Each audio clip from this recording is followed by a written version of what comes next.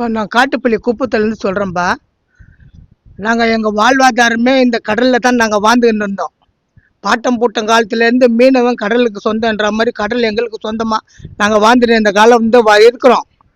ஆனால் இப்போ அதானி கம்பெனி எல்என்டின்னு சொல்லிட்டு எங்கள் ஊருக்கு பக்கத்தில் கிராமத்துக்கு பக்கத்தில் கம்பெனிங்க வந்துச்சு.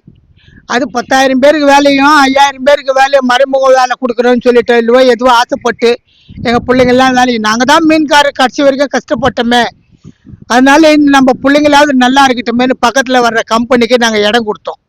கடைசியில் பார்த்தா எங்கள் வாழ்வாதாரமே நாங்கள் இல்லாத அளவுக்கு மீன் பிடிக்காத அளவுக்கு இந்த கரை ஓட்டுக்கு எண்ணூர்லேருந்து பழவேற்காடு தட்டா எங்களுக்கு மீன் அதுக்கு முன்னே சும்மாவே தூண்டு போட்டால் மீன் பிடிப்பாங்க. கடலுக்கு கொஞ்சம் நேரம் போய் காலையில் 4 மணிக்கு போனாங்கன்னா 7 மணிக்கெல்லாம் வந்துடுவாங்க. பறி நிறைய மீன் வரும். அதே இடத்துல போய் எங்கள் ஆனந்தமாக சாப்பிடுவோம், விற்போம், செலவு பண்ணுவோம். இப்பெல்லாம் செய்துட்டு இருந்தோம். இப்போ சாப்பிட்றதுக்கே மீன் கிடைக்கலப்பா எங்களுக்கு. கடலில் தான் என்னதான் கொட்டி கல்லுக்கெல்லாம் கொட்டி கருங்கல்லுங்கெல்லாம் கொட்டி அங்கே நாசம் பண்ண மாதிரி நாசம் பண்ணிடுறான். மண்ணை அரிப்பு வேற ஆகி போகுது. அது கல் கொட்டினாலே எல்லா ஊர்லேயுமே கருங்கல்லுங்க கொட்டியிருக்கிறாங்க. அந்த கருங்கல்லுங்க கொட்டியிருந்தா கூட சரி, அது கல் அரிப்புன்னு ஒரு இடத்துல தனியாக நிற்கும். அங்கே போட்டுங்க வைப்பாங்க, போட்டுங்க வச்சு தள்ள வைப்பாங்க. ஆனால் இது அப்படி இல்லைப்பா. இந்த என்ன கல் தான் கொட்டினாலும் தெரியலப்பா. அந்த கல் கொட்ட நாசமாக போகுது.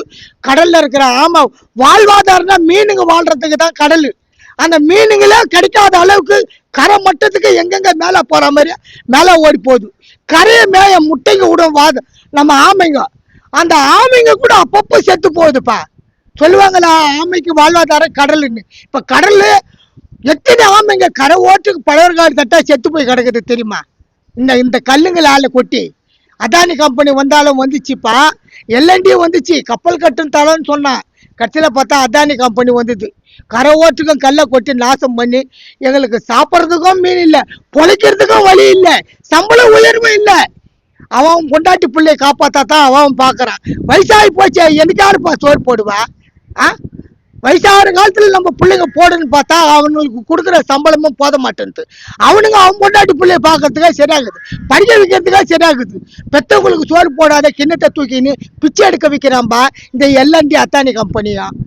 எங்கள் வாழ்வாதாரமே பாழா போச்சு. நாங்கள் இருக்கிறது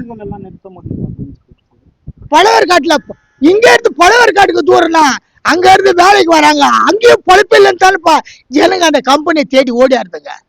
அதுங்க வாழ்வாதாரமே பாழா போச்சு. அது இல்லைங்கம்மா, இப்போ கடல்ல போட் எடுத்துட்டு போய் நிறுத்த முடியல, கடல் அரிப்பு வந்து கடலுக்குள்ளே போயிடுது போட் எல்லாம் சொல்றாங்க. ஆமாம்பா, கடல்ல கல்லு கொட்டி கடல் அரிப்பு ஆகி போகுதுன்னா மேல உயரமாகி போகுது, மேடாகி போகுது. அந்த கரெக்டா இருக்கும். அது போய் படகு தள்ளுற மாதிரியா போட்டு தள்ளுற மாதிரி இழுக்கிற மாதிரியா இருக்கும். இப்போ அப்படி இல்லையாப்பா. கல்லுங்க கொட்டுறதால என்ன ஆகி போகுது தெரியுமாப்பா? அரிப்பு வந்து அந்த தரையெல்லாம் மோடு ஆகி போகுது. ஒரு ஆள் மேலே போய் நின்றா அப்ப அந்த போட்டு உள்ளத்தானே போவான், எங்கிருந்து கீழே வருமா? வலிக்கும் வராது, அச்சுக்கு தான் போயிடுது. உள்ள போட்டை அச்சுன்னு போயிடுது. எவ்வளவு ஒசரத்துக்கும் ஆகி போகுது. ஒரு செவரு ஏறி முதல் செவரு இருக்கிற மாதிரியா இருக்குது மண்ணு. அந்த மண்ணை அரிப்பு வர வர வர குத்திக்கினே போகுது. எவ்வளவு தூரத்துக்கு இருந்து கடல் எல்லாம் இப்போதுக்கு முன்னாடி வந்த மாதிரி வந்துருச்சு. இருக்கும் 2 கிலோமீட்டர் 3 கிலோமீட்டருக்கு இருந்த கடல்லாம் இப்போ வந்து நம்ம ஊருக்கு பக்கத்துல வந்த மாதிரி வந்துடுச்சு. அவ்வளோ அரிப்பு வரும்போது எவ்வளோ மோடு வரும். பிழைக்கிறதுக்கு மீன்கார கடலுக்கு போக முடியுமா? போவே முடியாது. சாப்பிட்றதுக்கு கூட மீன் கிடைக்கலப்பா எங்களுக்கு. ஆக மொத்தத்தில் மீன்காரன்னு சொல்றோம், மீன் வாங்கி சாப்பிட்றதுக்கு கூட முடியல. என்ன மீன் கிடைச்சா தானே அவங்க கொண்டு வந்து விற்கிறதுக்கு.